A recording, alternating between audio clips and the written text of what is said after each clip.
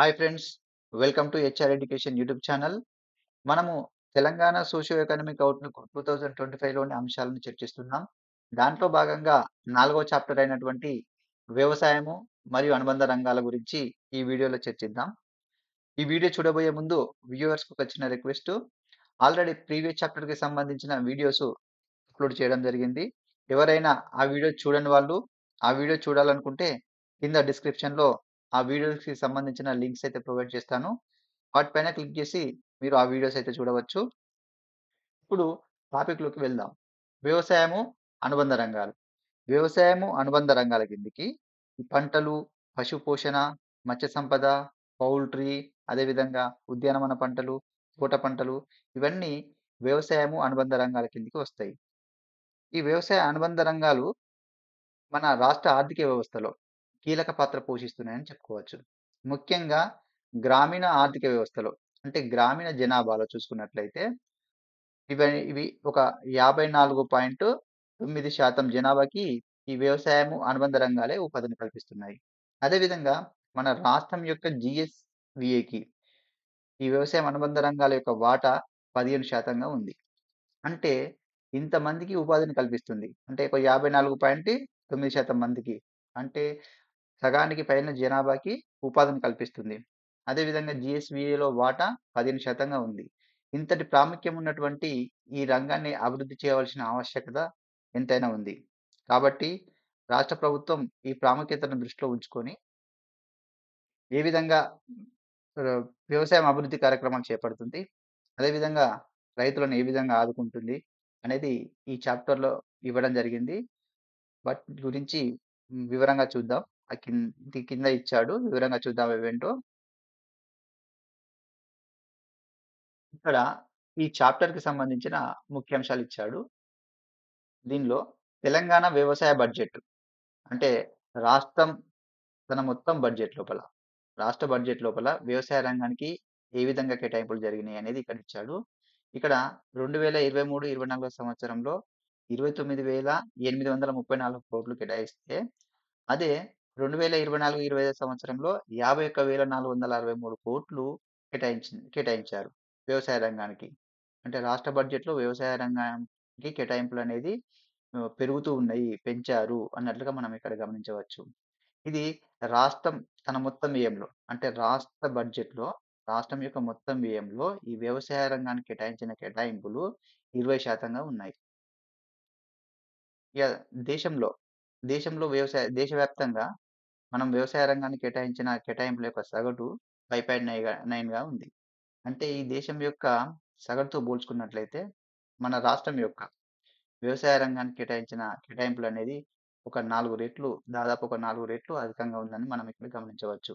ఇదే అంశాన్ని ఇక్కడ ఇచ్చారు. 4 రెట్లు అధికంగా ఉంది అన్నట్లుగా. ఇక మరి ఇంత బడ్జెట్ కేటాయించాము. మరి మన జీఎస్‌విఏకి ఈ వ్యవసాయం, అనుబంధ రంగాల యొక్క వాటా ఎంత ఉందనేది ఇక్కడ ఇవ్వడం జరిగింది. ఇగో 2024, 25 సంవత్సరం అడ్వాన్స్‌డ్ ఎస్టిమేషన్ ప్రకారము వ్యవసాయము, దాని అనుబంధ రంగాల యొక్క వాటా 2,22,308 కోట్లుగా ఉంది అని ఇక్కడ ఇచ్చాడు. ఇక తర్వాత దీని పర్సెంటేజ్ ఎంత ఉంది అనేది తర్వాత కింద ఇవ్వడం జరిగింది. ఇక వరి మరియు పత్తి ఉత్పత్తిలో గణనీయంగా పెరుగుదల నమోదవుతుంది. అదేవిధంగా ఇవి మన రాష్ట్రంలో ప్రధాన పంటలుగా కొనసాగుతున్నాయి అన్నట్లుగా ఇక్కడ ఇచ్చాడు. ఇక్కడ ప్రధాన పంటలుగా కొనసాగుతున్నాయి అని ఇచ్చాడు. ప్రధాన పంటలు అంటే ఎక్కువ విస్తీర్ణంలో కొనసాగుతున్నాయి. అదేవిధంగా ఉత్పత్తిలో కూడా గణనీయంగా వీటి పాత్ర ఉంది అని అర్థం. ఇక వ్యవసాయం ఇత ఈ ప్రధాన పంటలనే గాకుండా ఇతర పంటలను గూడా రాష్ట్ర ప్రభుత్వం అనేది ప్రోత్సహిస్తుంది. ముఖ్యంగా చూసుకున్నట్లయితే సుగంధ ద్రవ్యాలు మరియు ఉద్యానవన పంటలైనటువంటి పసుపు, మిరప, ఆయిల్ పామ్ వంటి పంటలను గూడా ప్రోత్సహిస్తుంది. తత్ఫలితంగా ఈ పంటల ఉత్పత్తిలో గూడా మనం అగ్రగామిగా నిలుస్తున్నాం అన్నట్లుగా ఇక్కడికి ఇవ్వడం జరిగింది. ఇక ఇక్కడ రైతులకు సంబంధించిన పథకాలు. ఇప్పుడు జీవిత బీమా. జీవిత బీమా అంటే రైతులు ఏదైనా అనుకోని కారణాల వల్ల, ఏదైనా కారణాల వల్ల చనిపోయినప్పుడు రైతు కుటుంబానికి సామాజిక ఆర్థిక భద్రతను కల్పించడానికి 5,00,000 ఆర్థిక సాయం అయితే ఆ కుటుంబానికి చేయడం జరుగుతుంది. అదే రైతు బీమా పథకం. ఇక రైతు భరోసా పథకం. రైతు భరోసా పథకం కింద ఒక్కో ఎకరానికి సంవత్సరానికి రూ.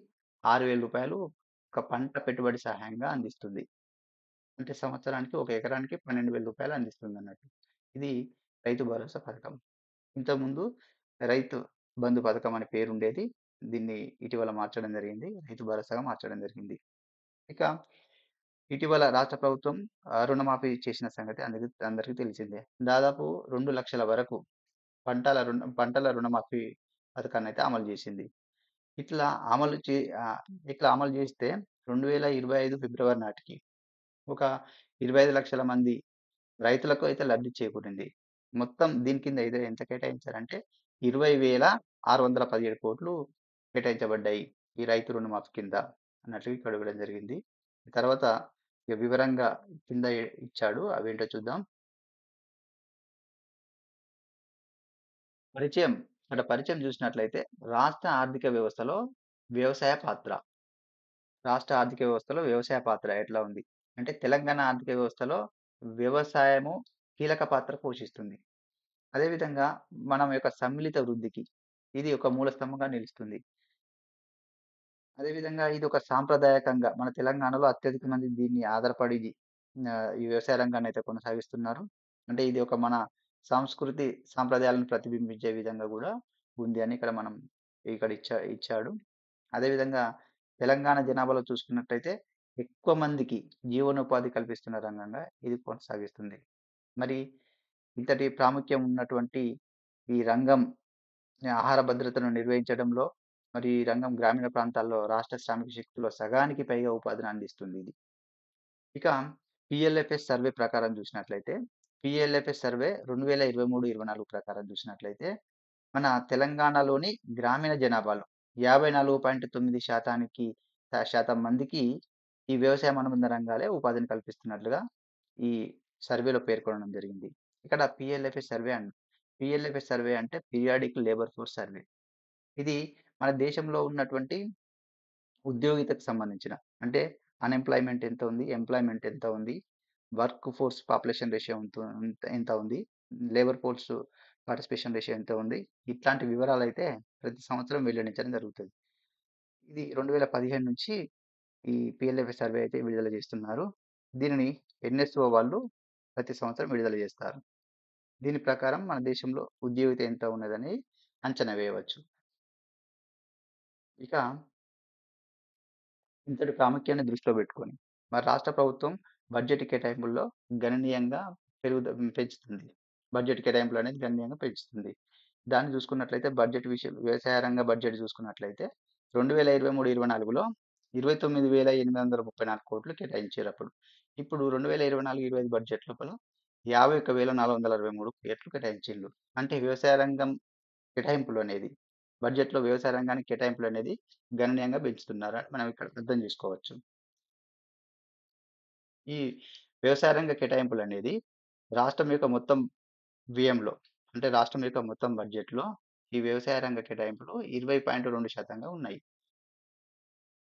ఇది మరి దేశవ్యాప్తంగా దేశవ్యాప్తంగా వ్యవసాయ రంగానికి కేటాయించిన కేటాయింపులు సగటు చూసుకున్నట్లయితే 5.9% ఉంది. అంటే ఈ 5.9%తో పోల్చుకున్నట్లయితే మన రాష్ట్రం యొక్క వ్యవసాయ కేటాయింపులు అనేది దాదాపు ఒక 4 రెట్లు ఎక్కువ ఉంది. ఇక ప్రస్తుత ధరల్లో తెలంగాణ రాష్ట్ర స్థూల విలువ జోడింపు అంటే జిఎస్విఏకి ఈ వ్యవసాయ రంగంలో ఉపరంగమైనటువంటి పంటల రంగం యొక్క వాటా 1,06,708 ఉంది. అంటే వ్యవసాయం అనుబంధ రంగాల్లో ఉపరంగమైనటువంటి పంటల వాటా 1,06,708 నమోదైంది. ఇక వ్యవసాయము మరియు అనుబంధ రంగాలు మన స్థూల ధోరణి ఇట్లా ఉన్నాయి.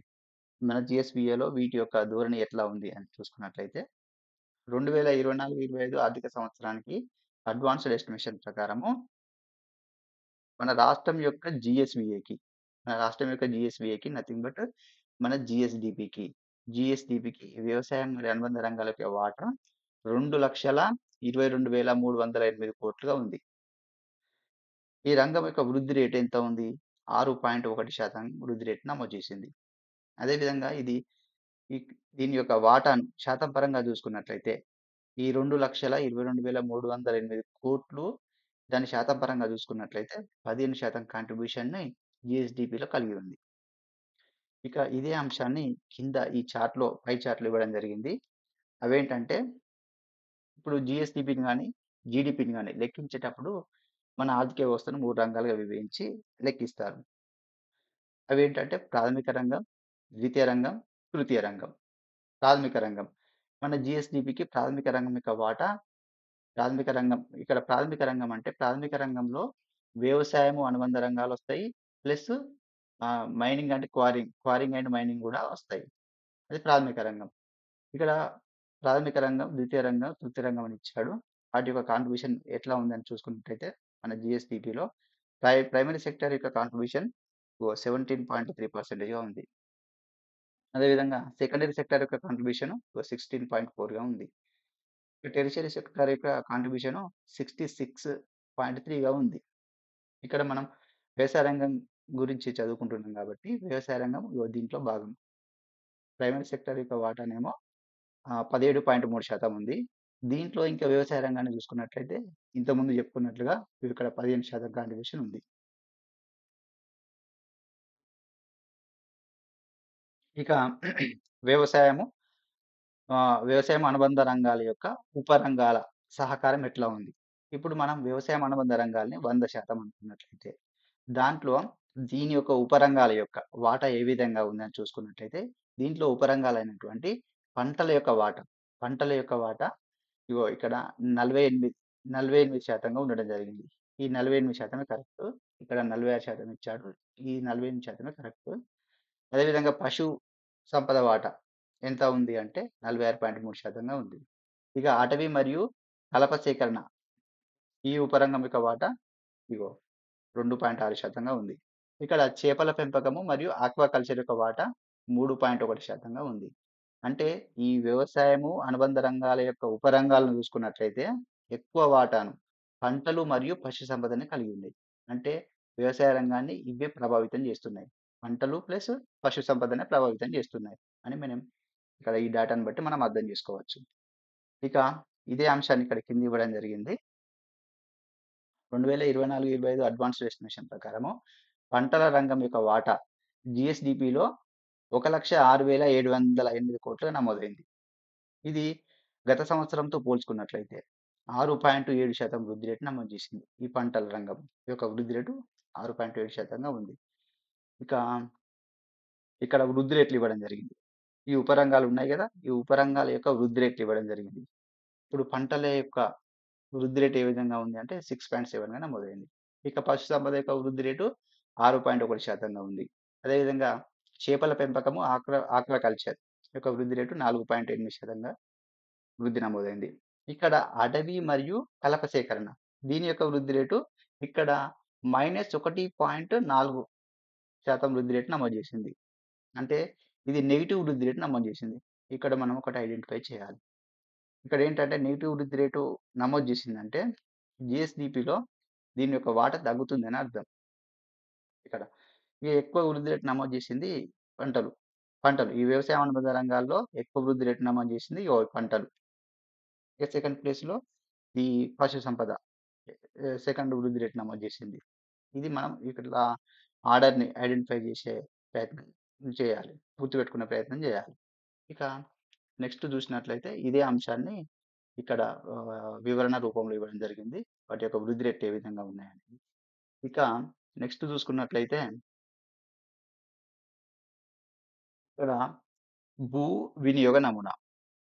భూ వినియోగ నమూనా మన తెలంగాణ ఎట్లున్నది? మన తెలంగాణలో భూమి వినియోగం ఎట్లా ఉంది అని చూసుకున్నట్లయితే మన రాష్ట్రం యొక్క విస్తీర్ణము ఎంత అనుకున్నాం మనం అంటే 1,12,077 చదరపు కిలోమీటర్లు అనుకున్నాం మొత్తం విస్తీర్ణం. ఈ విస్తీర్ణంలో తెలంగాణ విస్తీర్ణ పరంగా 11వ స్థానంలో ఉంది అని మనం చదువుకున్నాం భౌగోళికంగా.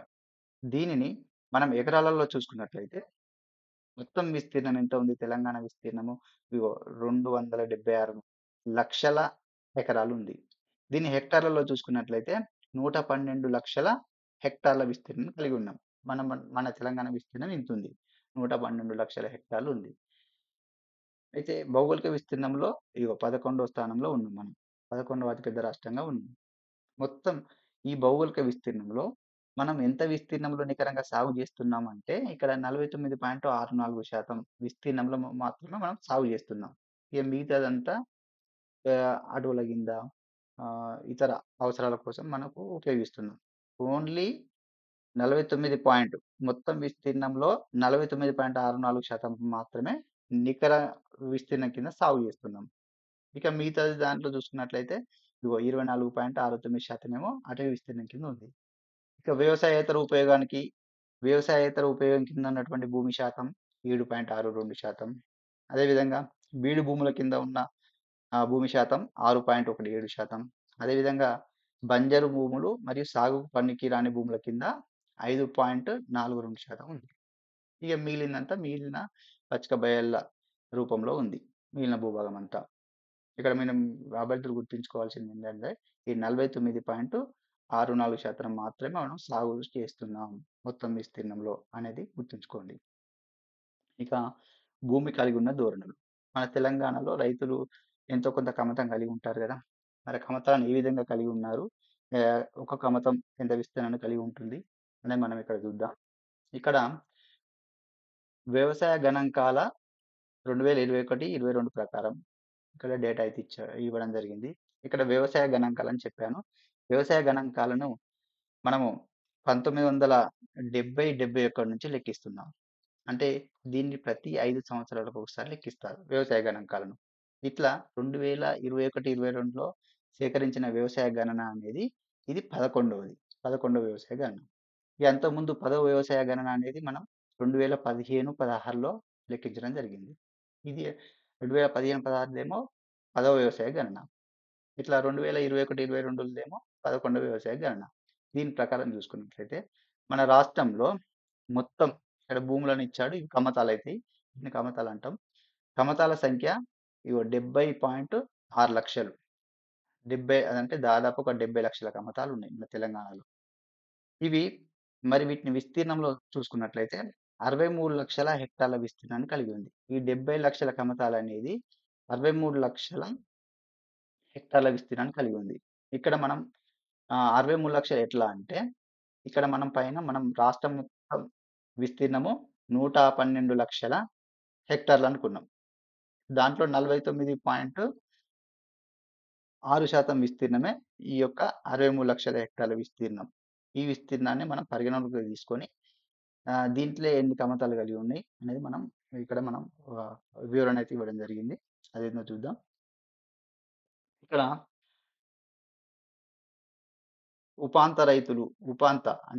ఉపాంత మరియు చిన్న రైతులు దాదాపు ఒక 91.4% భూములను కలిగి ఉన్నారు. 91.4% కమతాలను కలిగి ఉన్నట్టు. అంటే ఇక్కడ మనం ఒక రైతు కలిగి ఉన్నటువంటి ఆ భూమి విస్తీర్ణం ఆధారంగా రైతులను అయితే 5 వర్గాలుగా విభజిస్తారు. అది ఫస్ట్ ముందుగా మీకు దాని గురించి ఎక్స్ప్లెనేషన్ చేసే ప్రయత్నం చేస్తాను. అవేంటో ఇక్కడ చూడొచ్చు మన ఫిగర్లు. ఇక్కడ రైతుల వర్గీకరణ అనేది ఇక్కడ ఎకరాల పరంగా విభజించడం జరిగింది. నేను హెక్టార్లలో చెప్తాను. మీరు ఈజీగా ఐడెంటిఫై చేయొచ్చు. ఎందుకంటే మీరు తర్వాత కూడా ఎకరాల పరంగా కన్వర్ట్ చేసుకొని చెప్పవచ్చు.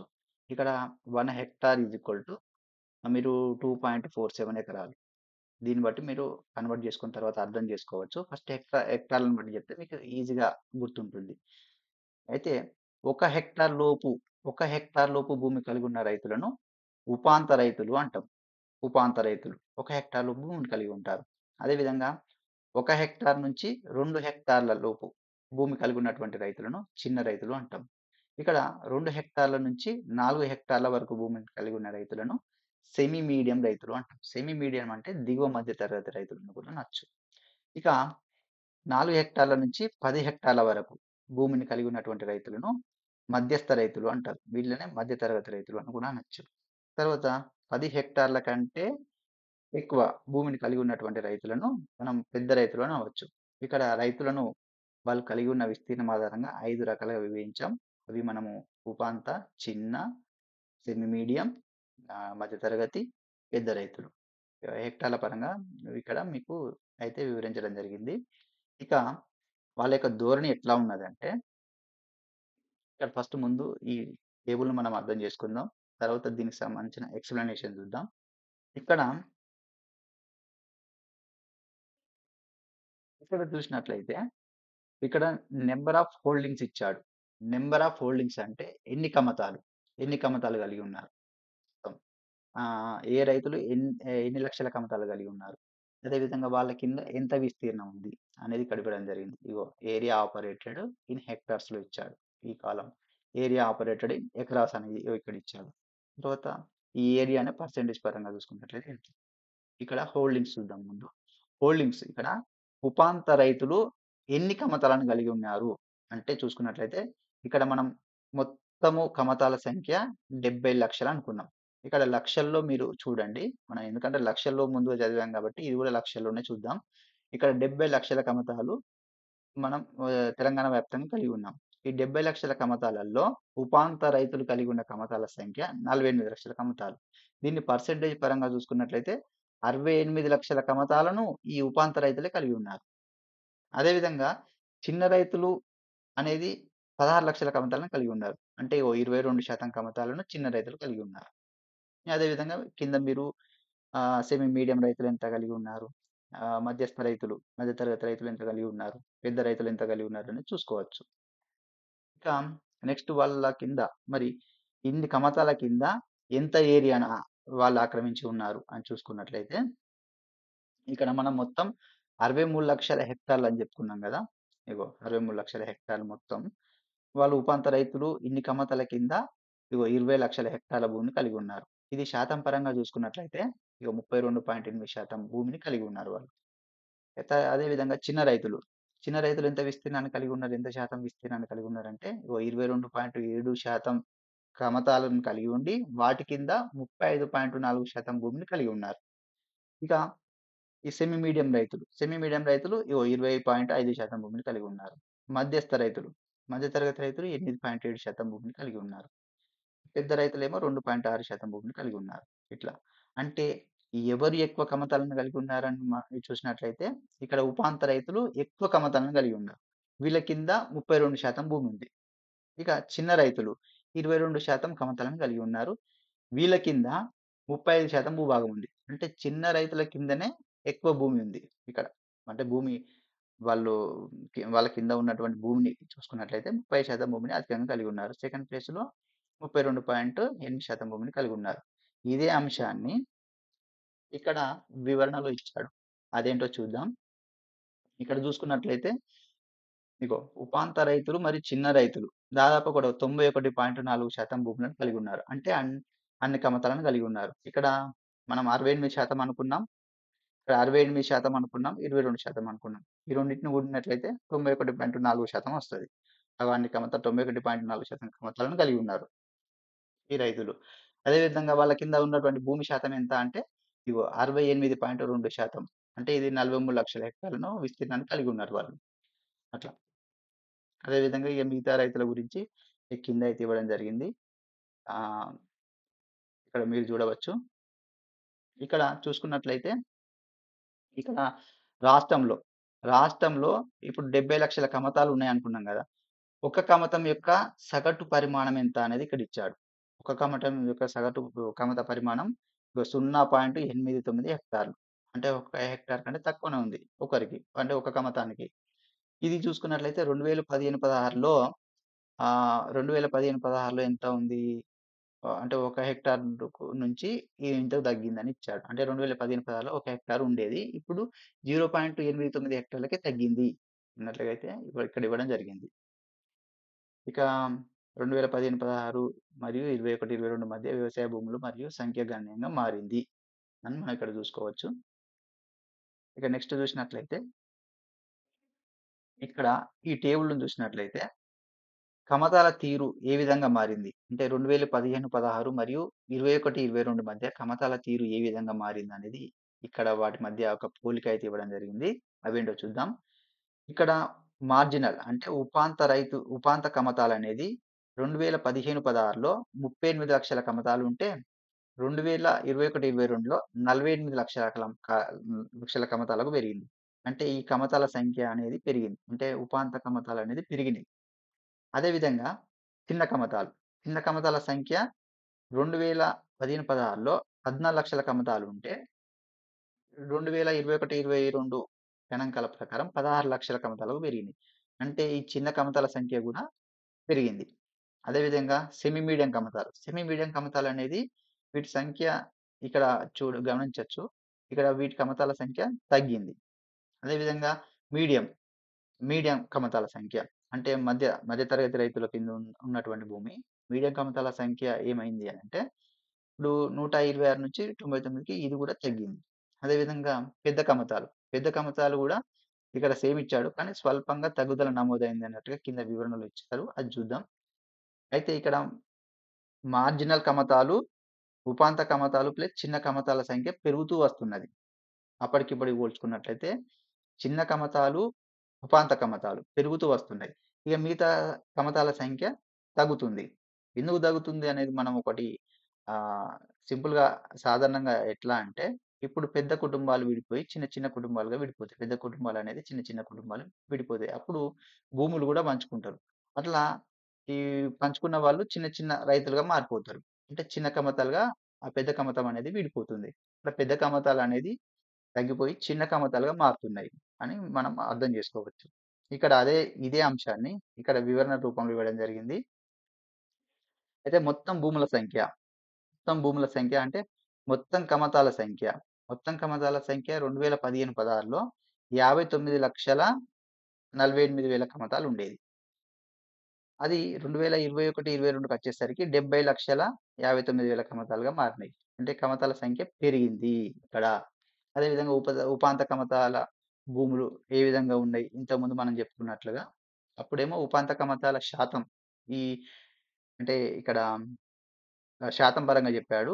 ఈ 70,00,000లో 65% పెరిగినాయి. అంతకుముందేమో ఉపాంత కమతాల శాతం 24% ఉండేది మొత్తం కమతాలలో. ఇప్పుడు 68% పెరిగినాయి ఉపాంత కమతాల శాతం. ఇక్కడ చిన్న కమతాలు చూసినట్లయితే చిన్న కమతాల శాతం అంతకుముందు 2015, 16 ప్రకారము 23% ఉండేది మొత్తం కమతాలలో. ఇప్పుడు 2021, 22 డేటా ప్రకారము 22%కి కొద్దిగా తగ్గినాయి. ఇక్కడ తగ్గాయి అన్నట్లుగా ఇచ్చారు. అక్కడేమో పెరిగినాయి. ఇక్కడ 14,00,000కు 16,00,000 పెరిగినాయి. తర్వాత చూద్దాం. ఇక మీడియం భూములని సెమీ మీడియం భూముల శాతం ఎట్లా తగ్గింది అన్నట్టుగానే ఇక్కడ ఇవ్వడం జరిగింది. ఇక్కడ కూడా తగ్గినట్టుగానే చూపెట్టిండు. ఇక నెక్స్ట్ మధ్య తరగతి భూములు. వాటి సంఖ్య ఎట్లున్నదంటే ఇక్కడ 2015, 16లో 2.1% ఉంది మొత్తం కమతాలలో. ఇది 2021, 22 ప్రకారము 1.4%కి తగ్గాయి. వీటి సంఖ్య తగ్గింది. అదేవిధంగా పెద్ద భూముల కమతాల సంఖ్య కూడా అంతకుముందు మొత్తం కమతాలలో 0.2% ఉండేది ఈ కమతాల సంఖ్య. ఇప్పుడు 0.1%కే ఉంది. అంటే స్వల్పంగా తగ్గుదల నమోదు చేసింది అన్నట్టు. ఇట్లా మొత్తంగా ఓవరాల్‌గా మనం గమనించినట్లయితే చిన్న కమతాలు పెరుగుతున్నాయి. అదేవిధంగా పెద్ద కమతాల ప్రాబల్యం అనేది తగ్గుతుంది. చిన్న కమతాల ప్రాబల్యం అనేది పెరుగుతుంది అన్నట్లుగా ఇక్కడ ఇచ్చారు. ఇక నెక్స్ట్ చూసినట్లయితే ఇప్పటి వరకు వివరించిన డేటా మొత్తం ఇది చార్ట్ రూపంలో ఇవ్వడం జరిగింది. ఇక్కడ ఉపాంత కమతాల సంఖ్య 2015, 16లో ఎట్లా ఉంది అంటే 64.6%గా ఉండేది.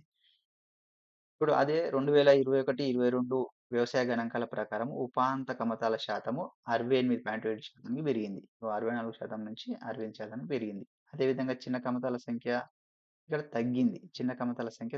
ఇక్కడ ఈ డేటా ప్రకారం. ఈ అభ్యర్థులు మీరు ఒకటి ఐడెంటిఫై చేయండి. ఇక్కడ పైన చార్ట్‌లో ఒక విధంగా ఇచ్చాడు. ఇక్కడ ఒక విధంగా ఇచ్చాడు. ఇక సెమీ మీడియం కమతాల శాతం అనేది తగ్గింది. ఇక మీడియం కమతాల శాతం కూడా తగ్గింది. ఈ పెద్ద కమతాల శాతం కూడా తగ్గింది. అంటే ఇక్కడ ఉపాంత కమతాలు పెరుగుతున్నాయి. ఇక నెక్స్ట్ చూసినట్లయితే ఇక సామాజిక వర్గాల వారీగా అంటే ఎస్టీ, ఎస్సీ, బీసీ, ఈ అదర్స్ ఇట్లా వారి కింద ఎంత కమతాలున్నాయి? ఎన్ని కమతాలున్నాయి? ఆ కమతాల కింద వాళ్ళు ఎంత విస్తీర్ణాన్ని కలిగి ఉన్నారు అనేది మనం ఇక్కడ చూడవచ్చు. ఇక్కడ ఈ చార్ట్‌లో చూసినట్లయితే ఇక్కడ 11వ వ్యవసాయ గణాంకాల ప్రకారం సామాజిక వర్గాల వారీగా భూములు కలిగి ఉన్నటువంటి తీరు ఈ చార్ట్‌లో అయితే ఇవ్వడం జరిగింది. 11వ వ్యవసాయ గణన అంటే ఇంతకుముందు చెప్పాను. 2021, 22 గణాంకాలు. 11వ వ్యవసాయ గణాంకాలు. దాని ప్రకారం చూసుకున్నట్లయితే ఏ సామాజిక వర్గం ఎన్ని కమతాలను కలిగి ఉన్నారు. అదేవిధంగా వాళ్ళ కింద భూమి ఎంత శాతం ఉంది అనేది ఇక్కడ చూడవచ్చు. ఇగ ఇది ఎస్సీ సామాజిక వర్గానికి ఎస్సీ సామాజిక వర్గం కింద ఎన్ని కమతాలు కలిగి ఉన్నాం? మనం మొత్తము ఇక్కడ 70,00,000 కమతాలు ఉన్నాయన్నాం. ఈ సర్వే ప్రకారం. 70,00,000 కమతాలలో ఎస్సీ సామాజిక వర్గం కింద 9,00,000 కమతాలు ఉన్నాయి. అదేవిధంగా ఈ ఎస్టీ సామాజిక వర్గం కింద 8,00,000 కమతాలు ఉన్నాయి. ఇంకా ఇన్‌స్టిట్యూషనల్ అంటే సంస్థాగతమైనటువంటి అంటే ఇప్పుడు ఇవి ప్రభుత్వ రంగ సంస్థలు, యూనివర్సిటీలు, గవర్నమెంట్ భూములు అనుకోవచ్చు. వీటి కింద ఉన్నటువంటి భూముల కమతాలు 0.2 కమతాలు ఉన్నాయి. ఇక అదర్స్. అదర్స్ కింద అంటే ఇదంతా ఓసీ, ముస్లిమ్స్, బీసీ వీళ్ళందరూ వస్తారన్నట్టు. ఈ వర్గం కింద 52,00,000 కమతాలు కలిగి ఉన్నాయి. మొత్తం ఓవరాల్‌గా 70,00,000 కమతాలు. ఇట్లా వీళ్ళు కలిగి ఉన్నటువంటి దీన్నే ఇప్పుడు కమతాలనే వీళ్ళు కలిగి ఉన్నటువంటి కమతాలనే శాత రూపంలో ఇక్కడ ఇవ్వడం జరిగింది. శాత రూపంలో అంటే ఇప్పుడు ఎస్సీ సామాజిక వర్గం కింద 13.9% కమతాలు కలిగి ఉన్నారు.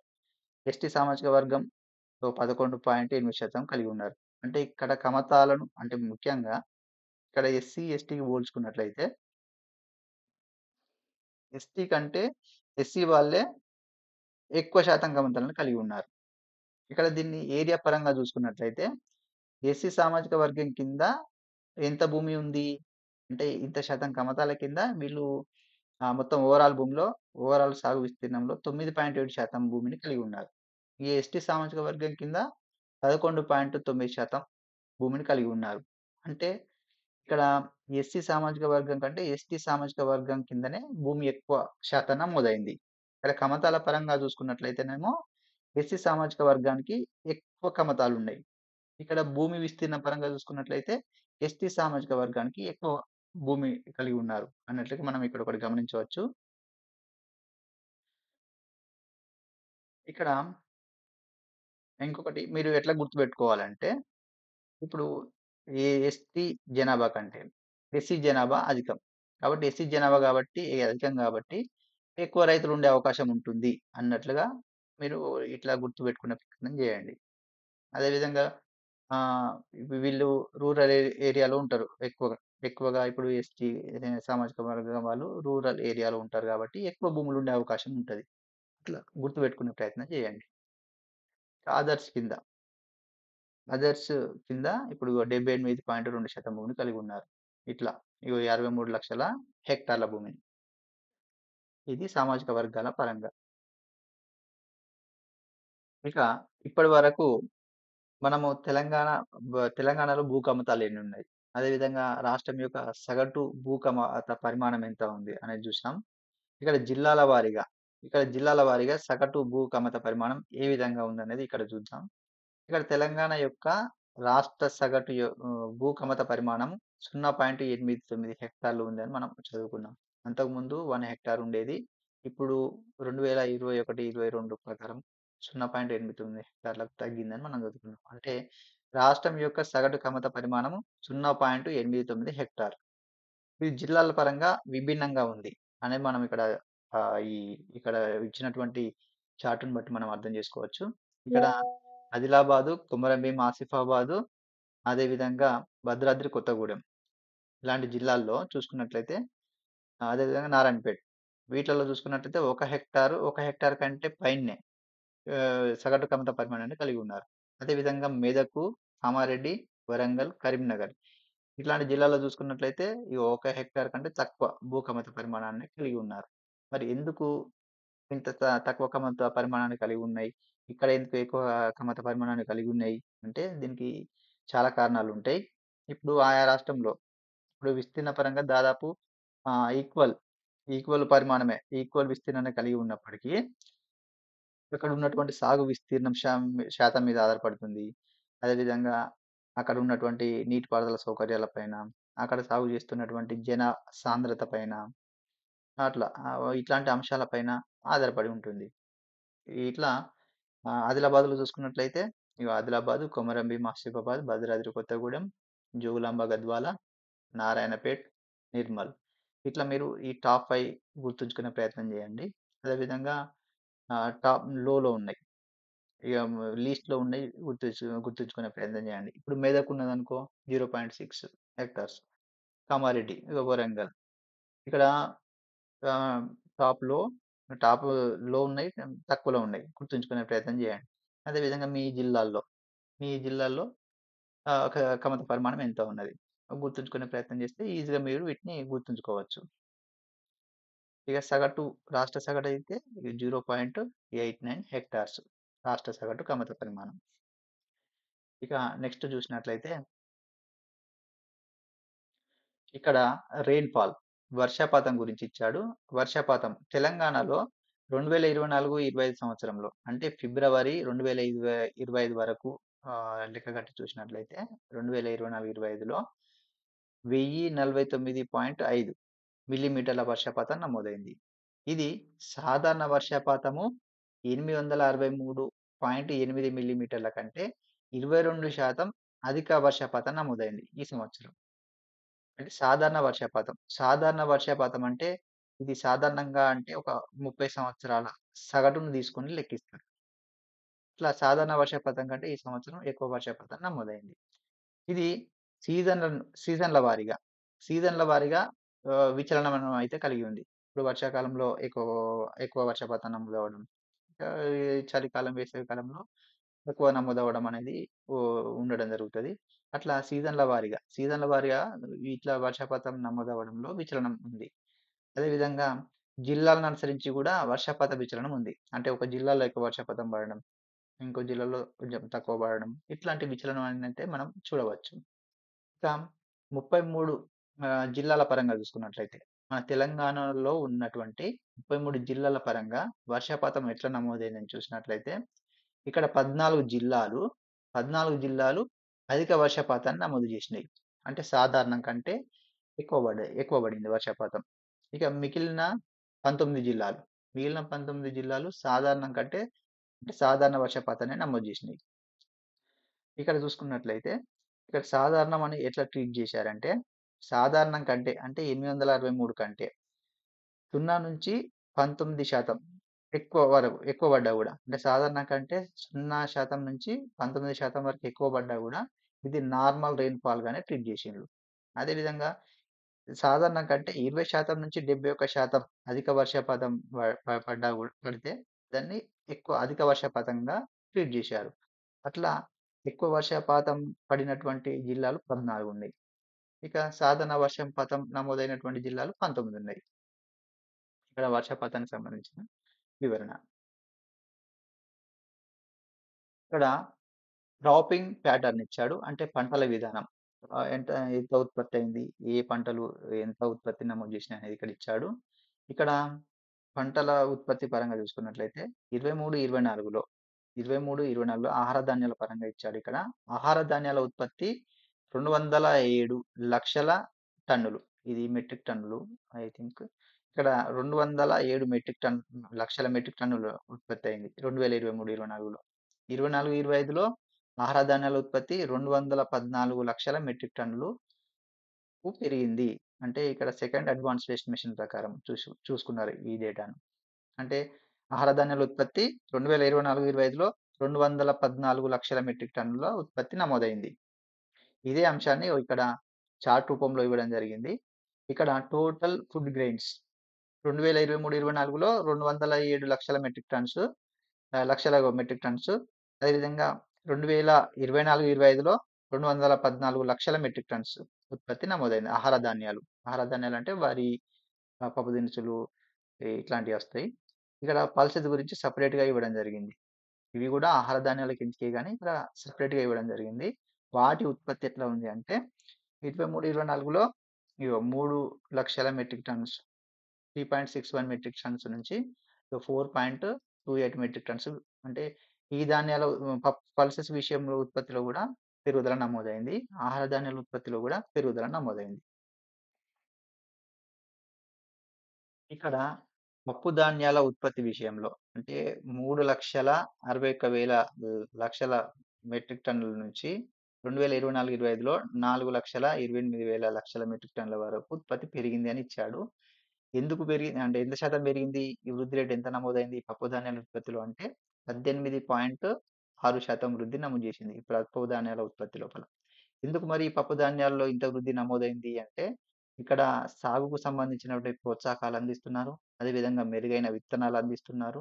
మనకు ఇక్కడ ఈ పంటలకు సంబంధించిన అనుకూలమైన వాతావరణం ఇక్కడ కనబరిచింది అన్నట్లుగా ఇటువంటి కారణాల వల్ల ఈ పప్పు ధాన్యాల ఉత్పత్తిలో పెరుగుదల నమోదైంది అన్నట్లుగా ఇక్కడ ఇవ్వడం జరిగింది. అదేవిధంగా వరి, పత్తి వీటి యొక్క ఉత్పత్తి ధోరణులు ఏ విధంగా ఉన్నాయో ఇక్కడ ఈ ఫేరాలో ఇవ్వడం జరిగింది. ఇక్కడ వరి మరియు పత్తి అనేది మన రాష్ట్రంలో ప్రధాన పంటలుగా కొనసాగుతున్నాయి. అంటే ఎక్కువ విస్తీర్ణంలో సాగు చేస్తున్నారు. ఉత్పత్తి పరంగా కూడా ఇవి గణనీయంగా వృద్ధి నమోదు చేస్తున్నాయి. ఇక్కడ 2023, 24లో చూసుకున్నట్లయితే వరి విషయంలో చూసినట్లయితే 2023, 24లో 174 లక్షల మెట్రిక్ టన్నుల వరి ఉత్పత్తి అయింది. అది 2024, 25లో 179 లక్షల మెట్రిక్ టన్నుల వరి ఉత్పత్తి అయింది. అంటే ఉత్పత్తి విషయంలో కూడా మనకి ఇక్కడ వరి ఉత్పత్తి విషయంలో కూడా పెరుగుదల నమోదైంది. అదేవిధంగా ఇక్కడ పత్తి ఉత్పత్తి అనేది 2023, 24లో 26 లక్షల మెట్రిక్ టన్నుల పత్తి దిగుబడి సాధించడం. ఇది 2024, 25లో 28 లక్షల మెట్రిక్ టన్నుల ఉత్పత్తిని సాధించడం. అంటే ఉత్పత్తిలో ఇక్కడ 26 లక్షల నుంచి 28 లక్షల ఉత్పత్తికి పెరిగింది. అంటే పత్తి ఉత్పత్తిలో కూడా పెరుగుదల నమోదైంది. ఇదే అంశాన్ని ఇక్కడ కింద ఈ చార్ట్‌లో ఇవ్వడం జరిగింది. ఇక్కడ 23, 24, 24, 25 డేటా ఇచ్చాడు. రైస్ విషయంలో ఇక్కడ మీరు ఇందాక చెప్పిన అంశాలే ఇక్కడ చార్ట్ రూపంలో ఇచ్చాడు. ఇది చూడొచ్చు. 174 లక్షల మెట్రిక్ టన్నుల నుంచి 179 లక్షల మెట్రిక్ టన్నులకు. అదేవిధంగా కాటన్ విషయంలో చూసుకున్నట్లయితే 26 లక్షల మెట్రిక్ టన్నుల నుంచి 28 లక్షల మెట్రిక్ టన్నుల వరకు. మొత్తానికైతే రెండిట్లో వరి, పత్తి రెండిట్లో ఉత్పత్తిలో పెరుగుదల నమోదైంది. ఇక్కడ నెక్స్ట్ చూసినట్లయితే ఇక్కడ క్రాప్ ఏరియా పంటల విస్తీర్ణం చూసుకున్నట్లయితే ఇక్కడ వానాకాలం విషయంలో వానాకాలము, యాసంగి అనే ఒక పంట కాలాల సీజన్లు ఉంటాయి. అది మనందరికీ తెలిసిందే.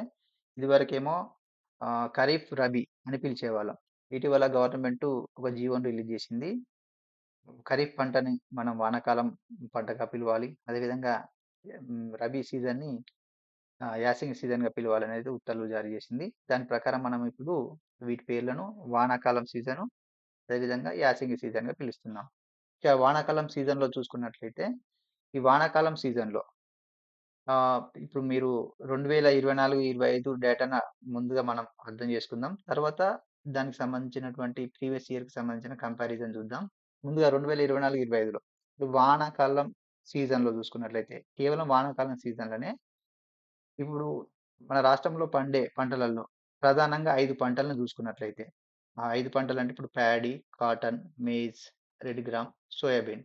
ఈ పంటల విషయంలో చూసుకున్నట్లయితే ఎక్కువగా ఇప్పుడు మన రాష్ట్రంలో వానాకాలంలో సాగు చేసేటువంటి విస్తీర్ణంలో ఎక్కువ శాతంలో వరిని పండించడం జరుగుతుంది. ఎంత శాతం ఉంది? ఒక 47.84% విస్తీర్ణంలో మనం వరిని సాగు చేస్తున్నాం. ఇక సెకండ్ ప్లేస్‌లో కాటన్ ఉన్నది. అంటే పత్తిని పండిస్తున్నాం. అంటే 32.06% విస్తీర్ణంలో సాగు విస్తీర్ణంలో మనం పత్తిని పండిస్తున్నాం. ఇక తర్వాత ప్లేస్‌లో ఇప్పుడు మొక్కజొన్న ఉంది. అదేవిధంగా కందులున్నాయి. తర్వాత సోయాబీన్ ఉంది. ఇట్లా. ఇక వీటి విస్తీర్ణాలు మరి లాస్ట్ ఇయర్‌తో పోల్చుకున్నట్లయితే ఇప్పుడు వరిని సాగు చేసే విస్తీర్ణం అనేది లాస్ట్ ఇయర్‌కి అంటే 2023, 24కి 24, 25కి పోల్చుకున్నట్లయితే ఈ వరి సాగు విస్తీర్ణంలో పెరుగుదల నమోదైంది. ఇక్కడ పత్తి సాగు విషయంలో కూడా పెరుగుదల నమోదైంది. ఇక మొక్కజొన్న అంటే ఇది ఓన్లీ వానాకాలం సీజన్‌లే. ఇక్కడ వానాకాలం సీజన్‌లో చెప్పడం జరిగింది. వానాకాలం సీజన్‌లో చెప్తున్నాను. ఇది మొక్కజొన్న విషయంలో ఈ సాగు విస్తీర్ణంలో తగ్గింది ఇక్కడ. లాస్ట్ ఇయర్‌కి ఈ ఇయర్‌కి పోల్చుకున్నట్లయితే. అదేవిధంగా రెడ్ గ్రామ్ కందుల సాగు విస్తీర్ణంలో పెరుగుదల నమోదైంది. అదేవిధంగా సోయాబీన్ విషయంలో సాగు విస్తీర్ణంలో తరుగుదల నమోదైంది. అంటే పత్తి విస్తీర్ణంలో వరి విస్తీర్ణంలో, పత్తి విస్తీర్ణంలో, అదేవిధంగా ఇక్కడ రెడ్ గ్రామ్ విస్తీర్ణంలో ఇక్కడ పెరుగుదల నమోదైంది వానాకాలం సీజన్‌లో. ఇక మిగతా మేజ్ విషయంలో గాని, సోయాబీన్ విషయంలో గాని తరుగుదల నమోదైంది. ఇది వానాకాలం సీజన్‌కి సంబంధించి. ఇక్కడ యాసంగి సీజన్ పరంగా చూసుకున్నట్లయితే, ఇక్కడ యాసంగి సీజన్‌లో పండించేటువంటి 5 ప్రధాన పంటల విషయంలో చూసుకున్నట్లయితే, ముఖ్యంగా వరియే ఎక్కువ విస్తీర్ణంలో సాగు చేస్తున్నాం అన్నట్టుగా ఇక్కడ మనకు ఇచ్చిన డేటా ప్రకారం అర్థమవుతుంది. ఇక్కడ మొత్తం యాసంగిలో సాగు చేసేటువంటి సాగు విస్తీర్ణంలో, యాసంగిలో ఎంత విస్తీర్ణంలో అయితే సాగు చేస్తున్నామో, దాంట్లో ఎక్కువ శాతం అంటే 75.61% వాటాను వరినే మనం పండిస్తున్నాం. అంటే ఎక్కువ విస్తీర్ణం వరే ఉంది. యాసంగి సీజన్‌లో ఎక్కువ విస్తీర్ణంలో పండిస్తున్నాం. గత సంవత్సరం 76.66% విస్తీర్ణంలో వరి పండించినాం. అంటే యాసంగి సీజన్‌లో. ఇక 2023, 24లో 75.61% విస్తీర్ణంలో వరి పండించినాం. ఇక్కడ 22, 23 అదేవిధంగా 23, 24 డాటా ఇచ్చాడు. అది గుర్తుంచండి. అంటే ఇక్కడ యాసంగి సీజన్‌లో వరి సాగు విస్తీర్ణం అనేది ఇక్కడ తగ్గుదల నమోదు చేసింది. ఇక నెక్స్ట్ యాసంగిలో మొక్కజొన్న. అంటే ఈ వరి, మొక్కజొన్న అనేది ఇటు వానాకాలం సీజన్‌లో పండిస్తున్నాం. ఇటు యాసంగి సీజన్‌లో పండిస్తున్నాం. ఇక కేవలం యాసంగి సీజన్‌లో పండించేటివి శనగ, వేరుశెనగ, మినుములు. ఇవి. ఈ యొక్క విధానం, ఈ పంటల తీరు, సాగు విస్తీర్ణం ఎట్లా ఉంది యాసంగి సీజన్‌లో అనేది ఈ 5 పంటల పరంగా చూసుకున్నట్లయితే ఈ చార్ట్‌ని మీరు ఒకసారి అబ్జర్వ్ చేయండి. ఇక నెక్స్ట్ చూసినట్లయితే ఆహ్, క్రాపింగ్ ఇంటెన్సిటీ అంటే పంటల సాంద్రత. పంటల సాంద్రత అంటే దీని గురించి తెలుసుకోబోయే ముందు మనకు స్థూల సాగు విస్తీర్ణము, నికర సాగు విస్తీర్ణం అంటే ఏంటో తెలవాలి. ఇక్కడ స్థూల సాగు విస్తీర్ణము అంటే ఇప్పుడు మనం సపోజ్ ఒక 100 ఎకరాల విస్తీర్ణం ఉందనుకో. 100 ఎకరాల విస్తీర్ణంలో వానాకాలంలో 100 ఎకరాలలో పండిస్తాం. అదేవిధంగా యాసంగిలో గూడా ఇప్పుడు నీటిపారుదల సౌకర్యాలను అనుసరించి ఇక్కడ సపోజు యాసంగిలో ఒక 50 ఎకరాలలో పండించిండనుకో. మొత్తంగా ఇక్కడ స్థూల సాగు విస్తీర్ణం ఈ సంవత్సరంలో 150 ఎకరాలన్నాడు. ఇక్కడ స్థూల సాగు విస్తీర్ణం 150 ఎకరాలయింది. అంటే వానాకాలంలో 100 ఎకరాలలో పండించిండు. అదేవిధంగా యాసంగిలో 50 ఎకరాలు పండించిండు. ఇట్లా టోటల్‌గా స్థూల సాగు విస్తీర్ణం 150 ఎకరాలయింది. ఇక్కడ నికరంగా ఇతని ఆధీనంలో ఉన్నటువంటి భూమి ఎంత? నికరంగా ఉన్నటువంటి సాగు భూమి విస్తీర్ణం ఎంత? 100 ఎకరాలు. అంటే ఇది నికర సాగు విస్తీర్ణం అయితది. 100 ఎకరాలేమో నికర సాగు విస్తీర్ణం అయితది. ఇక్కడ 150 ఎకరాలేమో స్థూల సాగు విస్తీర్ణం అయితది.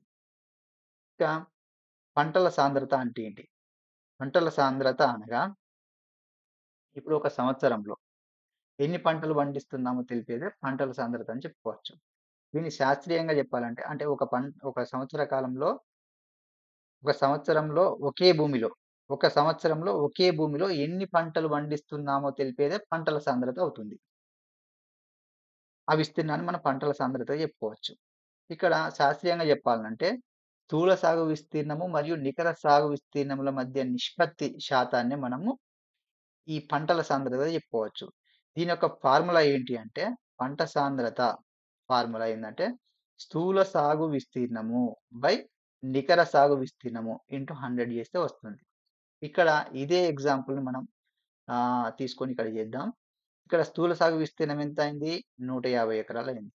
ఇక్కడ నికర సాగు విస్తీర్ణం ఎంత ఉంది? 100 ఎకరాలు ఉంది. ఇక్కడ ఇంటూ 100 ఇక్కడ చూసుకున్నట్లయితే ఇక్కడ 150% పంట సాంద్రత వచ్చింది. 150% ఈ ఎగ్జాంపుల్ ప్రకారం. ఇట్లానే మన తెలంగాణ యొక్క పంట సాంద్రత విస్తీర్ణం అనేది ఇక్కడ మీరు చూడవచ్చు 157.3% నమోదైంది. ఇట్లా ఓవరాల్ ఇండియా యొక్క పంట సాంద్రత శాతం ఎంత ఉంది అంటే 155.9% ఉన్నది. అంటే ఇండియా పంట సాంద్రత కంటే సగటు పంట సాంద్రత కంటే మన తెలంగాణ యొక్క పంటల సాంద్రత అనేది ఎక్కువనే ఉంది. ఎందుకంటే మనం మెరుగైన నీటిపారుదల సౌకర్యాలు అమలు చేస్తున్నాం. ఒక పంట పండించే కాడ 2 పంటలు పండిస్తున్నాం. ఇట్లాంటి కారణాల వల్ల మనం పంట సాంద్రత విస్తీర్ణాన్ని ఎక్కువనే కలిగి ఉన్నాం. అధికంగా పంట సాంద్రత విస్తీర్ణాన్ని కలిగి ఉంది పంజాబ్. ఇగో ఇక్కడ 202. అంటే వీళ్ళు ఖచ్చితంగా వాళ్ళ భూమిలో 2 పంటలు పండిస్తున్నారన్నట్టే ఇక్కడ. అదేవిధంగా వెస్ట్ బెంగాల్ సెకండ్ ప్లేస్‌లో ఉంది. మధ్యప్రదేశ్, హర్యానా, ఉత్తరప్రదేశ్, తెలంగాణ. అంటే మన తెలంగాణ సిక్స్త్ ప్లేస్‌లో ఉంది ఇక్కడ పంట సాంద్రత విషయంలో. లాస్ట్‌లో గోవా ఉంది. ఇది మన స్థానం. దీంట్లో మనం మన స్థానం ఎంత పంటల సాంద్రత విషయంలో. టాప్‌లో ఏవున్నాయి? దేశ సగటు ఎంత ఉంది? ఇవి గుర్తుంచుకుంటే సరిపోతుంది. ఇక నెక్స్ట్ చూసినట్లయితే ఇంతకుముందు నా చార్ట్‌లో ఇచ్చినటువంటి వివరణ ఇక్కడ ఇవ్వడం జరిగింది. ఇక నెక్స్ట్ ఇప్పుడు ఇది సంవత్సరానికి జిల్లాల వారీగా పంట సాంద్రత. ఇప్పుడు మన తెలంగాణ పంట సాంద్రత ఎంత ఉందో తెలుసుకున్నాం. ఇప్పుడు మన తెలంగాణలో చూసుకున్నట్లయితే మరి జిల్లాల వారీగా పంట సాంద్రత ఏ విధంగా ఉంది? ఇక్కడ ఇవి గమనించవచ్చు. జిల్లాల వారీగా అయితే పంట సాంద్రత అనేది విభిన్నంగా ఉంది. ఇక్కడ ములుగు, నిజామాబాద్, కరీంనగర్, నిర్మల్ అదేవిధంగా ఇవి చూసుకున్నట్లయితే ఎక్కువుంది. ఇక వికారాబాదు, జోగులాంబ గద్వాల, నాగర్ కర్నూల్, నారాయణపేట ఈ జిల్లాల విషయంలో చూసుకున్నట్లయితే పంట సాంద్రత అనేది తక్కువుంది. ఎందుకు మరి ఇట్లా ఎక్కువ తక్కువలు ఉన్నాయంటే ఇవి వివిధ కారణాలపైన ఆధారపడి ఉంటుంది. ఒకటి ఏందనంటే అక్కడ నీటిపారుదల సౌకర్యాలు ఉంటే పంట సాంద్రత ఎక్కువుంటుంది. అదేవిధంగా అక్కడి భూములు సారవంతమైనయనుకో, సారవంతమైన భూములనుకో ఎక్కువ పంటలు పండిస్తున్నారు. అప్పుడు పంట సాంద్రత ఎక్కువనుంటుంది. అదేవిధంగా రాజకీయ కారణాలుంటాయి. అక్కడ మెరుగైన సౌకర్యాలు అందించి, ఆహ్, అదేవిధంగా రుణాలు సకాలంలో అందించి ఉండుంటే వాళ్ళు ఎక్కువ పంటలు పండించే అవకాశం ఉంటుంది కాబట్టి అక్కడ పంటల సాంద్రత ఎక్కువుంటుంది. మళ్ళీ అక్కడ సాగు చేసే జనాభా కూడా ఉండాలి. అట్లా. ఇట్లాంటి కారణాలు ఇంకా కారణాలుంటాయి. ఇట్లాంటి కారణాలనేది ప్రభావితం చేస్తాయి. ఈ పంటల సాంద్రత విషయంలో. ఇట్లా ములుగు అనేది ఎక్కువ రూరల్ ఏరియా. మన భూములు గూడా సారవంతమైన భూములు. కాబట్టి ఇక్కడ ఎక్కువుంది పంట సాంద్రత విషయంలో. అంటే ఇగో 293 పంట సాంద్రతను కలిగి ఉంది. అంటే వీళ్ళు దాదాపు 293 అంటే దాదాపు వీళ్ళు 3 పంటలు పండిస్తారు సంవత్సరానికి ఒక భూమిలో. తర్వాత నిజామాబాద్ ఉంది. 197 ఉంది. ఇక కరీంనగర్ 190, నిర్మల్ 190. ఇక లాస్ట్‌లో చూసుకున్నట్లయితే వికారాబాద్. వికారాబాద్ అంటే నథింగ్ బట్ కొద్దిగా భూముల సారవంతం అనేది తక్కువుంటది. అదేవిధంగా జోగులాంబ గద్వాల ఈ విషయంలో కూడా అంతే. నాగర్ కర్నూల్, నారాయణపేట్ అంటే ఇక్కడ సాగునీటి సౌకర్యాలు కూడా తక్కువనే ఉండే అవకాశం ఉంటుంది. అదేవిధంగా భూముల సాంద్రత కూడా భూముల ఆహ్, ఇది సారవంతం కూడా తక్కువనే ఉంటుంది. కాబట్టి ఇక్కడ పంట సాంద్రత తక్కువ నమోదైంది. ఇక్కడ మీ జిల్లాలను బట్టి ఎంత ఉంది పంటల సాంద్రత అనేది మీరు గుర్తుంచుకునే ప్రయత్నం చేయండి. అంటే అబ్జర్వ్ చేసే ప్రయత్నం చేయండి. ఇక నెక్స్ట్ చూసుకున్నట్లయితే ఇక్కడ ప్రధాన పంటల యొక్క దిగుబడి వివరాలైతే ఇవ్వడం జరిగింది. తెలంగాణలో 2024, 25 సెకండ్ అడ్వాన్స్‌డ్ ఎస్టిమేషన్ ప్రకారము ప్రధాన పంటల యొక్క దిగుబడి ఏ విధంగా ఉందనేది ఇక్కడ ఇచ్చాడు. ఇక్కడ మొక్కజొన్న, పత్తి, సోయాబీన్, నువ్వులు వీటి దిగుబడి ఎలా ఉంది? ఆ దిగుబడి విషయంలో ఏమైనా పెరుగుదల ఉందా? ఏమైనా తగ్గుదల ఉందా అనేది ఇక్కడ ఇచ్చారు. ఇక్కడ దిగుబడి అనేది ఒక ఎకరానికి ఎన్ని కిలోల దిగుబడొస్తుంది? అంటే ఆయా పంటల పరంగా ఒక ఎకరానికి ఎన్ని కిలోల దిగుబడి వస్తుందనేది ఇక్కడ ఇచ్చాడు. ఆ దిగుబడి అనేది లాస్ట్ ఇయర్ అంటే 23, 24తో పోల్చుకున్నట్లయితే 24, 25లో ఏమైనా దిగుబడి పెరుగుతుందా? తగ్గుతుందా? అనే అంశాలు ఇక్కడ ఇచ్చాడు. ఇక వరి విషయంలో చూసుకున్నట్లయితే ఒక ఎకరానికి, ఒక ఎకరానికి ఆహ్, ఇంతకుముందు అంటే క్వింటాన్ల పరంగా చెప్తున్నా. మీరు కిలోల పరంగానే అబ్జర్వ్ చేసుకోండి. ఇక్కడ 22 క్వింటాన్లు ఎకరానికి పండితే వరి, ఇప్పుడు 24, 25 వచ్చేసరికి 21 క్వింటాన్లే పండుతుంది. ఈ 21 క్వింటాలే పండుతుంది ఎకరానికి. అంటే దీని దిగుబడి అనేది లాస్ట్ ఇయర్‌తో పోల్చుకున్నట్టయితే తగ్గింది. ఇక మొక్కజొన్న విషయంలో ఎకరానికి 22 క్వింటాన్ల దిగుబడి వస్తే, ఇక్కడ 24 క్వింటాల దిగుబడికి పెరిగింది. అంటే దీని దిగుబడి విషయంలో పెరుగుదల నమోదైంది. ఇక కందుల విషయంలో ఎకరానికి 3 క్వింటాన్ల చిల్లర ఆహ్, పండితే ఇదే 24, 25 సంవత్సరానికి 3 క్వింటాల్‌ల 23 కిలోలు. అంటే స్వల్పంగా తగ్గింది. దీని దిగుబడి గూడా. ఇక శనగల విషయంలో ఇట్లా ఆయా పంటల విషయంలో మీరు ఇక్కడైతే చూడవచ్చు. వాటి దిగుబడి పెరుగుతుందా? పెరిగిందా? తగ్గిందా? ఎకరానికి ఎంత ఉంది యావరేజ్‌గా అనేది ఇక్కడ మీరు గమనించండి. ఇక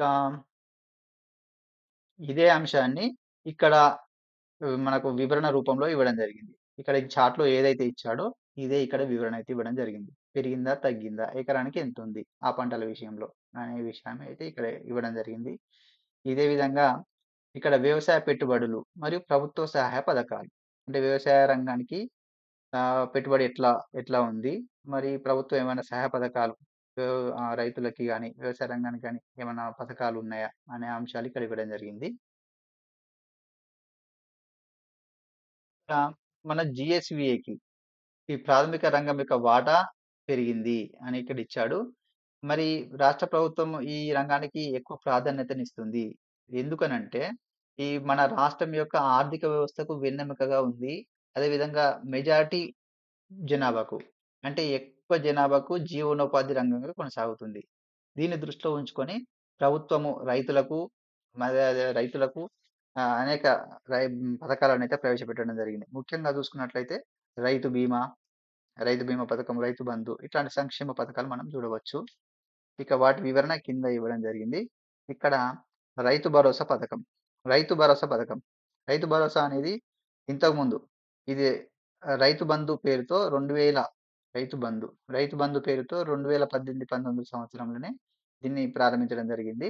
అప్పుడు ఎకరానికి ఒక సీజన్‌కి రూ. 4,000 పంట పెట్టుబడి సహాయకంగా డైరెక్ట్‌గా ఆ అకౌంట్‌లోకి ఏసేవారు. ఇప్పుడు ఆ సహాయాన్ని తర్వాత 5,000కి పెంచడం జరిగింది. ఆ తర్వాత ఇప్పుడు 2025 జనవరి 26 నుంచి ఈ పథకం పేరును రైతు భరోసాగా దీన్ని ఇంప్లిమెంట్ చేయడం జరుగుతున్నది. అంతకుముందు రైతు బంధు పేరుతో ఇది ఇంప్లిమెంట్ అయ్యేది. ఇప్పుడేమో రైతు భరోసా పథకంగా ఇది ఇప్పుడు ఆహ్, నమో ఇంప్లిమెంట్ అవుతుంది. ఇట్లా ఇప్పుడు ఎకరానికి ఒక సీజన్‌కి రూ. 6,000 ఇవ్వడం జరుగుతుంది. అట్లా ఒక ఎకరానికి ఒక సంవత్సరానికి రూ. 12,000 అయితే ఇవ్వడం జరుగుతుంది. ఇది పంట పెట్టుబడి సాయంగా ఆయా సీజన్‌లలో అందిస్తారు రైతులకి. రైతుల అకౌంట్‌లోకి నేరుగా డబ్బులను ట్రాన్స్‌ఫర్ జేస్తారు. ఇక రైతు బీమా పథకం. రైతు బీమా పథకం అంటే ఇగ రైతులు ఏదైనా అనుకోని కారణాల వల్ల, ఏదైనా కారణాల వల్ల చనిపోతే వాళ్ళకి ఒక ఆర్థిక భద్రతను, వాళ్ళ కుటుంబానికి ఆర్థిక భద్రతను కల్పించడానికి ఈ రైతు బీమా పథకాన్ని ఇంప్లిమెంట్ జేస్తున్నారు. దీనికి ఎవరు అర్హులు అంటే ఇక్కడ ఆహ్, ఈ పోర్టల్‌లో నమోదైనటువంటి రైతులు దీనికి అర్హులు. ఈ పోర్టల్‌లో నమోదు గావాలి. ఎంత వయసుండాలి వాళ్ళకంటే 18 సంవత్సరాల నుండి 59 సంవత్సరాల మధ్య ఉన్నటువంటి రైతులు ఈ రైతు బీమా పథకానికి ఎలిజిబుల్. దీనికి సంబంధించిన ప్రీమియం మొత్తం ఆహ్, రాష్ట్ర ప్రభుత్వమే కట్ ఆహ్, వి రాష్ట్ర ప్రభుత్వమే చెల్లిస్తుంది. మరి రైతు చనిపోయినప్పుడు అనుకోకుండా రైతు చనిపోతే వాళ్ళ యొక్క నామినీ పేరు మీద వాళ్ళ కుటుంబానికి ఒక 5,00,000 స 5,00,000 బీమా అయితే లభిస్తుంది. అది అది నేరుగా ఆన్‌లైన్ విధానం ద్వారా వాళ్ళ అకౌంట్‌లో అయితే పడతాయి. అది ఈ ఇట్లా ఆన్‌లైన్‌లో బదిలీ చేయడం అనేది ఇది ఒక పారదర్శకతను నిర్ధారిస్తుంది. అంటే ఇగ ఎవరి జోక్యం లేకుండా నేరుగా రైతుల అకౌంట్‌లోకే పడతాయి. ఇది ఒక పారదర్శకతకు నిదర్శనంగా ఉంది అనేది ఇక్కడ ఇవ్వడం జరిగింది. ఇప్పటి వరకు 2025 మార్చి 1 నాటికి మరి ఎంతమంది ఈ రైతు బీమా పథకం కింద లబ్ధి పొందారనిస్తే 1,52,000 మంది. 1,50,2 ఇంతమంది లబ్ధి పొందారు ఇప్పటి వరకు. 2025 మార్చి 1 వరకు. అంటే 2018, 19లో ఇంప్లిమెంట్ చేసినప్పటి నుంచి 2025 వరకు 1,50,000 మంది దీని కింద లబ్ధి పొందారు. లబ్ధి పొందారంటే బీమా లభించిందన్నట్టు. ఇట్లా ఒక కుటుంబానికి 5,00,000 పరిహారం అయితే లభించింది. బీమా అయితే లభించింది. ఇట్లా మొత్తంగా ఇన్ ఎంత వీళ్ళ కింద జమైంది అంటే 7,500,00,00,000 బీమా కవరేజ్ అనేది ఈ రైతుల కింద జమైంది. ఇది సంక్షోభంలో ఉన్న రైతులను ఆదుకోవడానికి, ఆ కుటుంబ పెద్ద చనిపోయినప్పుడు వాళ్ళకి కొద్దిగా ఆర్థిక సహాయంగా ఇదైతే పనిచేస్తుంది అన్నట్లుగా ఇక్కడ చెప్పడం జరిగింది. ఇది రైతు బీమాకు సంబంధించింది. ఇక్కడ నెక్స్ట్ చూసినట్లయితే ఇక్కడ రైతు నేస్తం రైతు నేస్తం అనే ఒక పథకాన్ని గూడా ఇక్కడ ఇంప్లిమెంట్ జేస్తున్నారు. రైతు నేస్తం పథకం అంటే ఇది సాంకేతిక పరిజ్ఞానంతో కూడిన ఒక జ్ఞాన వ్యాప్తి. అంటే రైతులకి సలహాలు, సూచనలు ఇవ్వడం. అంటే వ్యవసాయ శాస్త్రవేత్తల ద్వారా రైతులకి సహాయ సూచనలు ఇవ్వడం. దీని యొక్క ముఖ్య ఉద్దేశ్యం. ఇప్పుడు రాష్ట్ర వ్యాప్తంగా ఉన్నటువంటి ఒక 532 మండలాలను కవర్ జేస్తూ అంటే ఇప్పుడు ప్రతి గ్రామంలో ఒక రైతు వేదికలను ఏర్పాటు చేసిండు గదా! అదే విధంగా ప్రతి మండలంలో గూడా రైతు వేదికలుంటాయి గదా! ఆ రైతు వేదికల్ని ఇప్పుడు తెలంగాణలో ఉన్నటువంటి అగ్రికల్చర్ యూనివర్సిటీ దాన్ని ప్రొఫెసర్ జయశంకర్ తెలంగాణ రాష్ట్ర వ్యవసాయ విశ్వవిద్యాలయంతో అనుసంధానం జేస్తారు.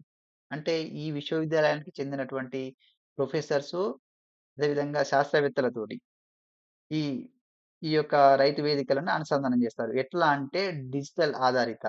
అంటే ఆన్‌లైన్ వేదికగా వీటిని అనుసంధానం జేస్తారు. ఆన్‌లైన్ వేదికగా వీటినైతే అనుసంధానం జేయడం జరుగుతుంది. ఆహ్, మరి ఎట్లా అంటే ఇప్పుడు వీళ్ళు Zoom app, Zoom app, YouTube live వంటి ఒక మాధ్యమాలను ఉపయోగించి నేరుగా వాళ్ళతోని ఆహ్, ఆన్‌లైన్‌లో, ఆన్‌లైన్‌లో చర్చలు జరపవచ్చన్నట్టు. ఇప్పుడు రైతులకేమన్నా సలహాలు డౌట్ ఉంటే అడగవచ్చు. అదేవిధంగా శాస్త్రవేత్తలు వాటికి సంబంధించిన సలహాలిస్తారు. ఇట్లా కమ్యూనికేట్ గావచ్చు ఒకరినొకరు. అది అట్లా ఇట్లాంటి కమ్యూనికేషన్‌నే వీళ్ళు ఇంప్లిమెంట్ అయ్యే ప్రయత్నంలో ఉన్నారు. కాబట్టి ఈ పథకం పేరు రైతు నేస్తం. ఇలా రైతు నేస్తం కార్యక్రమం ప్రారంభించినప్పటి నుంచి 2025 జనవరి 7 వరకు మొత్తం 40 ఎపిసోడ్‌లు అయితే పూర్తి చేయడం జరిగింది. 40 ఎపిసోడ్‌లు అయితే పూర్తి చేయడం జరిగింది. ఈ ఎపిసోడ్‌ల కింద మొత్తం 4,00,000 మంది రైతులకైతే ఇప్పుడు ఏది ఇది సహాయం జరిగినట్లుగా ఉంది ఇక్కడ. అదేవిధంగా దీంట్లో 76,000 మంది మహిళా రైతులు కూడా పాల్గొన్నారు అన్నట్లు ఇక్కడ ఇచ్చాడు. అదేవిధంగా దీంట్లో ఓన్లీ రైతులు మాత్రమే పాల్గొనకుండా అంటే వ్యవసాయానికి సంబంధించినటువంటి అగ్రికల్చర్ ఆఫీసర్స్ ఉంటారు గదా! వాళ్ళు గూడా ఇక్కడ హాజరవుతారు. రైతులతోని పాటుగా హాజరయ్యి ఈ వీడియో కాన్ఫరెన్స్‌లో పాల్గొంటారు. పాల్గొని ఇగ తర్వాత, రైతులను మోటివేషన్ జేసే విధంగా వాళ్ళకి గూడా శిక్షణ ఇవ్వడం జరుగుతుంది. కాబట్టి ఇట్లా 82,000 మంది వ్యవసాయ విస్తరణ అధికారులకు గూడా శిక్షణ ఇవ్వబడింది. ఇట్లా ఈ పథకాన్ని, ఈ రైతు నేస్తం కార్యక్రమాన్ని ఒక 96,00,00,000 దీన్నైతే ఇంప్లిమెంట్ చేయడం జరిగింది. ఇది రైతు నేస్తానికి సంబంధించినటువంటి కార్యక్రమం. ఇక నెక్స్ట్ చూసినట్లయితే అదే విధంగా ఇప్పుడు కొత్తగా నియమించబడినటువంటి వ్యవసాయ అధికారులకు ఏవో, ఏవోలు అగ్రికల్చర్ ఆఫీసర్స్ వ్యవసాయ అధికారులకి కొత్తగా 143 మందిని నియమించింది. వాళ్ళకి గూడా ఇక్కడ శిక్షణ వాళ్ళకి ఇప్పుడు ఉద్యోగంలో చేరినప్పుడు ఇచ్చేటువంటి శిక్షణ. దాన్నే ఇండక్షన్ శిక్షణ అంటారు. ఇండక్షన్ అంటే ఇప్పుడు కొత్తగా ఉద్యోగంలో చేరిన వారికి ఆ సంస్థ గురించి, లేపోతే ఆ శాఖ గురించి ఇచ్చేటువంటి శిక్షణ కార్యక్రమం అన్నట్టు. అట్లా వాళ్ళకి ఈ 147 మంది కొత్తగా నియమితులైన ఏవోలకు గూడా శిక్షణ ఇవ్వడం జరిగింది. అదే విధంగా దీంట్లో భాగంగా వాళ్ళకి అంటే ఈ క్రిసాట్‌లో వర్క్‌షాపులను నిర్వహించారు. అంటే సందర్శింపజేశారు. అదే విధంగా ముఖ్యమైనటువంటి దేశంలో ఉన్నటువంటి చెప్పుకోదగ్గ వ్యవసాయ పరిశోధన కేంద్రాలలో వాళ్ళకి ఆహ్, విజిట్ చే విజిట్ చేసేలా చేయడం జరిగిందన్నట్టు. ఈ శిక్షణలో భాగంగా. ఇక వ్యవసాయ రుణం. వ్యవసాయ రుణ విధానాలు ఎట్లున్నాయనేది చూద్దాం. ఇక్కడ రాష్ట్ర ప్రభుత్వం ఇప్పుడు వ్యవసాయాన్ని స్థిరమైన అభివృద్ధి పదంలో నడిపించే విధంగా రుణ సహాయాన్ని అయితే అందించడం జరుగుతుంది. ఎందుకంటే వ్యవసాయ పెట్టుబడికి సంబంధించిన అవసరాలు తీర్చుకోవడానికి వాళ్ళకి ఆ రుణ సహాయాన్ని అయితే సకాలంలో అందిస్తున్నాం. ముఖ్యంగా చిన్న, సన్నకారు రైతులపైన ఎక్కువ దృష్టి సాధించి వాళ్ళకి సకాలంలో రుణ సహాయాలయితే అందిస్తున్నాం. వాళ్ళకి ప్రాధాన్యం ఇస్తున్నాం అన్నట్లుగా ఇక్కడ అయితే ఇవ్వడం జరిగింది. ఇది ఇక 2024, 25 సంవత్సరానికి సంబంధించి. ఇక్కడ రాష్ట్ర స్థాయి బ్యాంకర్ల కమిటీ. అంటే ప్రతి సంవత్సరం ఈ రాష్ట్ర స్థాయి బ్యాంకర్ల కమిటీ మరి ఏ రంగానికి ఎంత మనం రుణాలివ్వాలి? ఏ రంగాన్ని అభివృద్ధి దిశలో నడిపించాలి? వాళ్ళకి సహాయం జేయాలి అన్నట్లుగా ఇక్కడ వాళ్ళు నిర్ణయం తీసుకోవడం జరుగుతుంది. ఇది ప్రభుత్వ సూచనల మేరకు వీళ్ళు ఒక నిర్ణయాలైతే తీసుకుంటారు. అట్లా 2024, 25 సంవత్సరానికి ఈ రాష్ట్ర స్థాయి బ్యాంకర్ల కమిటీ అనేది ఈ వ్యవసాయ రంగానికి మొత్తం ఎన్ని రుణాలు ఇవ్వాలనుకున్నది అంటే 1,52,052 కోట్ల రుణం ఇవ్వాలనుకుంది. దీంట్లో చూసుకున్నట్లయితే పంట రుణాల కింద 90,000 కోట్లు ఇవ్వాలనుకుంది. అదేవిధంగా వ్యవసాయ టర్మ్ రుణాల కింద 32,852 కోట్లు ఇవ్వాలనుకుంది. అదేవిధంగా వ్యవసాయ మౌలిక సదుపాయాలు కల్పించే రంగం కింద 28,000 కోట్లు రుణాలు ఇవ్వాలనుకుంది. ఇట్లా మొత్తం 2024 డిసెంబర్ నాటికి ఆ వ్యవసాయ రంగానికి ఇప్పటికే ఒక 1,08,754 కోట్లయితే పంపిణీ చేయబడ్డాయి అన్నట్లుగా ఇక్కడ ఇవ్వడం జరిగింది. అంటే 1,52,000 కోట్లల్లో 1,08,000 కోట్లు ఆల్రెడీ ఇవ్వడం జరిగింది. ఈ తేదీ నాటికి అన్నట్టుగా ఇక్కడ ఇవ్వడం జరిగింది. ఇక ఈ రుణాల పంపిణీ విషయాన్ని చూసుకున్నట్లయితే గత సంవత్సరంలో 23, 24 సంవత్సరంలో 1,12,000 అప్పుడు రుణాలు మంజూరు చేసిండ్రు. ఇప్పుడు 2024, 25 సంవత్సరంలో 1,52,052 పెరిగింది ఈ రుణాల పరిమితి అనేది. అంటే ఒక 35% వృద్ధి అనేది ఏ రుణ పరిమితి విషయంలో పెరుగుదల నమోదైంది. పెంచాము అన్నట్లుగా ఇక్కడ ఇవ్వడం జరిగింది. ఇక పంట రుణమాఫీ. పంట రుణమాఫీకి సంబంధించి చూసుకున్నట్లయితే ఇప్పుడు మనం ఈ పథకం కింద 2,00,000 వరకు రుణమాఫీ అయితే చేసిన సంగతి మనకు తెలిసిందే. ఇది 3 విడతల వారీగా రుణమాఫీ అయితే చేయడం జరిగింది. ఫస్ట్ విడత అనేది రూ. 1,00,000 లోపు రుణం ఉన్న వాళ్ళకి మాఫీ చేసింది. అదేవిధంగా సెకండ్ విడతగా 1,00,000-1,50,000 వరకు రుణం ఉన్న వాళ్ళకి మాఫీ చేసింది. తర్వాత 2,00,000 వరకు రుణం ఉన్న వాళ్ళకి మాఫీ చేసింది. ఇట్లా మొత్తంగా ఎన్ని కోట్లంటే ఒక 20,000 వరకు అయితే ఈ రుణమాఫీ కింద కేటాయించిన సంగతి మీకు తెలిసిందే. అంటే మనకి దీనికొక ఆహ్, లైన్ తీసుకున్నారు. ఎట్లా అంటే దీనికొక డేట్ తీసుకున్నారు. ఎప్పటినుంచి తీసుకున్న రుణాలకు ఇది వర్తిస్తుంది అన్నట్లుగా. దీనికి సంబంధించినటువంటి ఎవరికి మరి వర్తిస్తుంది ఈ ఆహ్, రుణమాఫీ పథకం అనేది ఎవరికి వర్తిస్తుంది అనేది ఇక్కడ దానికి సంబంధించిన విధి విధానాల కోసం ఒక జీవోనైతే విడుదల చేశారు. ఆ జీవో ఏంటంటే 567 అది ఎప్పుడంటే ఇగో జూలై 15, 2024 ఈ రుణమాఫీకి సంబంధించినటువంటి జీవోను విడుదల చేశారు. 2,00,000 వరకు రుణమాఫీ అయితే చేశారు మొత్తానికైతే. ఇక్కడ ఇగో 2018 మరి ఎప్పటినుంచి తీసుకున్న రుణాలను మాఫీ చేశారు అంటే 2018 డిసెంబర్ 12 నుంచి తీసుకున్నటువంటి రుణాలు.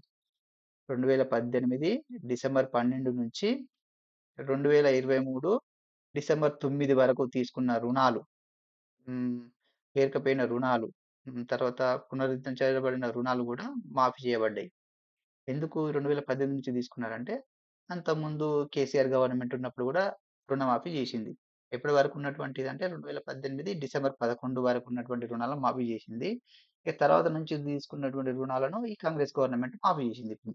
2,00,000 వరకు. ఇది పంట రుణమాఫీకి సంబంధించి.